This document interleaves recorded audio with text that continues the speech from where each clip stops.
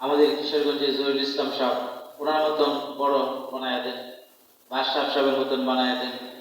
কার মতন চাও একটা মডেল তুমি আগে বলো। তুমি যেভাবে বলতেছো সুখী, দুনিয়াতে কেউ সুখী হতে পারে না। তুমি কার মতন হতে চাও এটা ঠিক করো, এরপরে আমি তোমার জন্য দোয়া করবো। এবার যুবকে মডেল শুরু, ক্ষুধা শুরু করছে কার মতন বড় লোক হবে। যার কাছেই যায় পরবর্তীতে জিজ্ঞেস করে, ভাই তোমার অবস্থা কি? বলে, ভাই আমার মতো যদি কোনো শত্রু না হয়। এভাবে আস্তে আস্তে যাইতে যেতে যাইতে যাইতে এক পর্যায়ে একজন জুয়েলার্সের মালিক, স্বর্ণের ব্যবসা করে। যারা স্বর্ণের ব্যবসা করে এরা কি গরিব না কোটিপতি?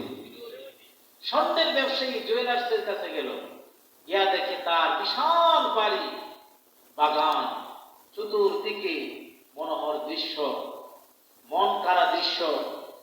ইজি চেয়ারের ভিতরে বসে বসে